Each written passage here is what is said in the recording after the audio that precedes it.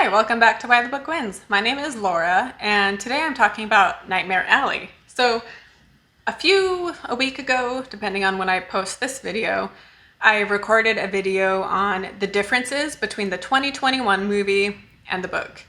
And so I recently watched the 1947 adaptation, so I thought I would do a shorter video today where I just kind of chat about all three of them. And I'm wearing the same shirt that I wore in that video, funny enough, but anyhow. So to start, I wanted to say with this book, I didn't mention it in my last video, which I highly recommend checking that one out. I go more in depth in that video. It's almost an hour long, but I do have it, in the chapters so you can jump around based on what you want to hear me talk about.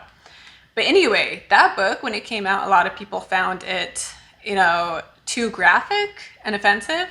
And they actually had censored editions published where different words were swapped out. And then when the 47 movie came out, even though they made it more family friendly, again, it didn't do great. And some people, it was just too much for them. And so it was the studio pulled it from the theaters early. However, it was released in theaters again, like a re-release in the 1950s, and it did much better.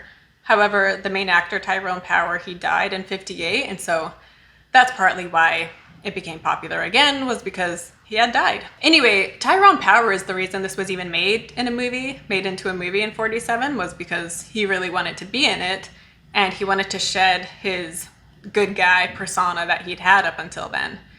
But that was also one of the problems with this movie, is a lot of people who saw it, they were so used to seeing Tyrone Power as the good guy that they just couldn't accept him as the bad guy. Having said that, I thought he was great. I didn't have a problem with any of the acting in this. I thought it was good.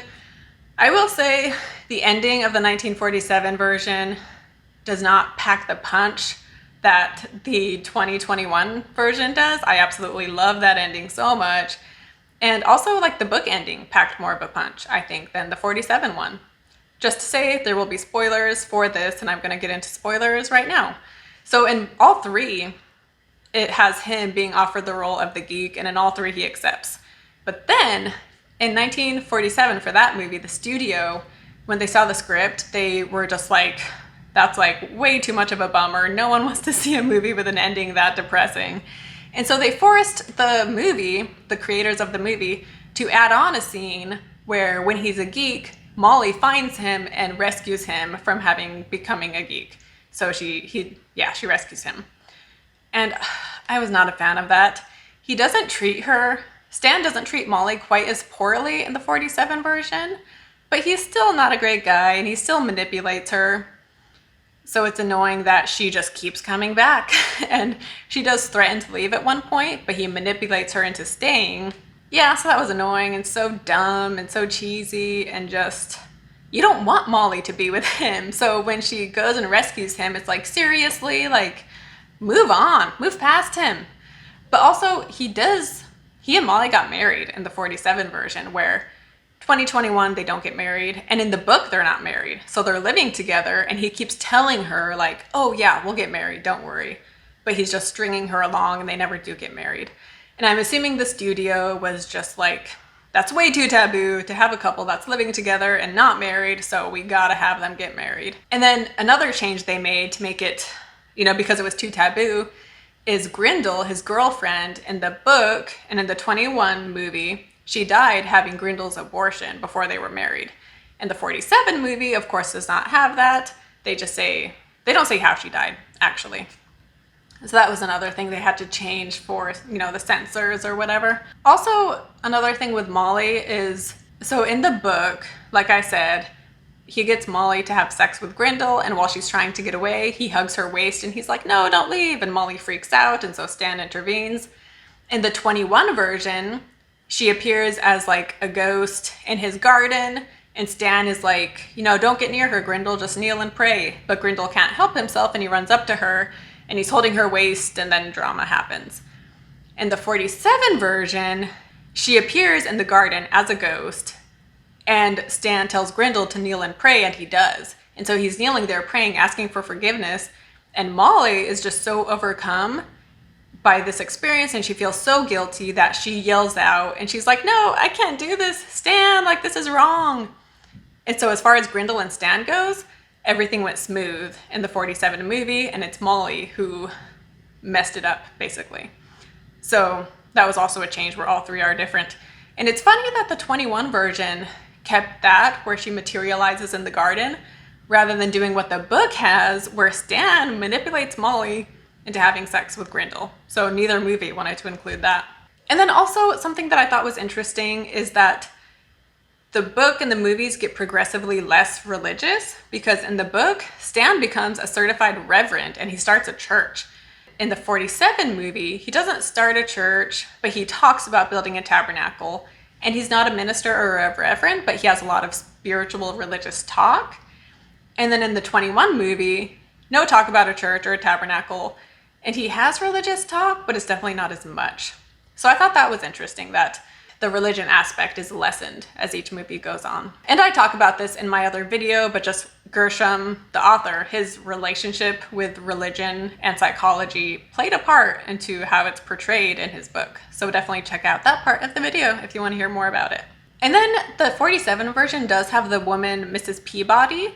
So the 21 movie left her out entirely, but in the book, she is a woman Mr. Peabody manipulates, and he convinces her that her house is haunted and that her dead daughter is telling her to leave the house, give it to Stan, and she needs to go to California, and that's what she does.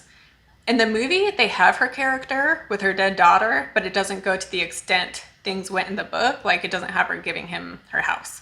And then with Lilith, so in the book, he is having trouble sleeping, and so he reaches out to this psychologist he has heard about, Dr. Lilith Ritter, and so they have like legit sessions, and then at some point they begin an affair and she helps him con people.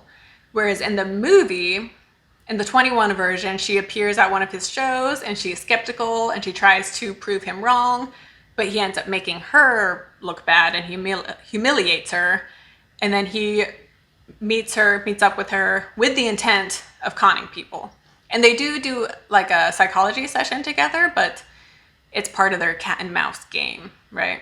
In the 47 film, it's kind of a mix, because she is there at one of his events. She's skeptical, she tries to prove him wrong, she does not succeed. And then later, Stan is having trouble sleeping and is feeling stressed out, and so he goes to her place to get professional help. And so it's kind of a mix, because he meets her and he sees, that she's smart and skeptical, but then it also gets to the point where he needs help because he's like freaking out and having, stressed out and all that. So they kind of, change that a tad bit. But as far as Lilith, the 47 film is more similar to the book, the events that happen, because the 21 movie is much more dramatic and Lilith is much more, like, she's outright just much more cunning and devious in the 21 movie. Whereas in the book, we don't get a look into her devious side until later on, and we start realizing like, whoa, okay, we start realizing her intent, Whereas in the 47 film, it shows her being skeptical of Stan's act, but then she seems like legitimately into him and they have this relationship and she's helping him. And then when the reveal happens that she was conning him, it almost feels like it comes out of nowhere, because you're just like, wow, she was so believable and I did not suspect anything. So I don't know if that's a good thing or not. I feel like I would have liked it if they had given us some clues beforehand that she was up to no good. But yeah, they don't really do that. But then also with Stan's childhood, the 21 movie talks about his childhood with his parents and his mom leaving his dad for another man. And that is from the book, and the book obviously goes more in depth into all of that and how it affected him. Whereas in the 47 movie, they say he was raised in an orphanage. So completely different as far as that goes. I will say Guillermo Del Toro said that his movie was not a remake of the 47 film and is based off the book. Yet, after watching the 47 film, there's a lot of stuff that he took from the 47 film. So his adaptation is kind of a mix of both the book and the old movie, really. So it's not quite based as solely on the book as I had expected. So there's a lot of overlap between the two movies. I will say I like the 21 adaptation better. I think it does follow the book more closely, and that ending, man, if you're gonna have a scene that just packs a punch, it's smart to have it at the end, because that's what you walk out of the theater like, just having seen that insane ending, and Cooper is fantastic in it. Yeah, Molly is, like, I talk about this in the other video, but she is pretty one-dimensional, like maybe even more so more one-dimensional in the 21 movie, whereas 47, maybe there was more to her, but overall, just the book is a better look at all the characters. And if you've seen either movie and you liked them, or maybe if you felt like it was lacking, definitely read the book, because there's so much more to all the characters, of course, and you find out their inner motivations and what's going on with them and their past, and how their past is keeping them stuck in whatever lifestyle they are, or how Stan's past affects him and his, like, he kind of has like a personality disorder in the book, and both movies leave that out. Yeah, this is a fantastic book. Highly recommend. I personally, like I said, I like the 21 version better, and I love old movies, so it's nothing against just old movies. Yeah, because I think the acting was good in that one, and we do see Stan as a homeless person, you know, giving readings to people, making himself feel superior to them when, you know, you become a bum just like them, and yet he's trying to make himself feel better. Yeah, so the 47, it was a good film. If you've read the book, like, basically if you enjoy this story, regardless of which form you saw it or read it in, I'd recommend seeing all three. Like, I'm glad that I've read the book and I've seen both movies. But if I had to pick a favorite, I mean, the book is my favorite. And then the 21 adaptation, I personally just think is better, but I know there's a lot of people that are loyal to the older adaptation. But anyway, this video was kind of all over the place, but I just kind of wanted to touch on some of those aspects. I also wanted to talk about Molly real quick. I saw someone comment critiquing the 21 movie, being like, you know, I didn't buy the romance. I didn't feel the love between Stan and Molly. And you're not really supposed to. Like, they have more of a romance in the movie, but really he just saw Molly as someone to use, and that, you know, she was more useful than Xena because Molly is younger, for one, and would just make a better partner for his act. And so he didn't love her. There's no romance there. Like, they hardly knew each other.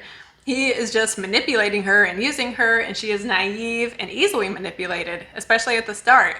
So it's not supposed to be like a great romance by any means. And so I think the 21 movie did a good job just not giving much substance to their relationship, because it wasn't a good relationship and there wasn't a lot of substance there. You know, he used her and manipulated her, and she put up with it for longer than she should have. Also, one last thing, the 47 film definitely like rushes through the stuff with Grindel.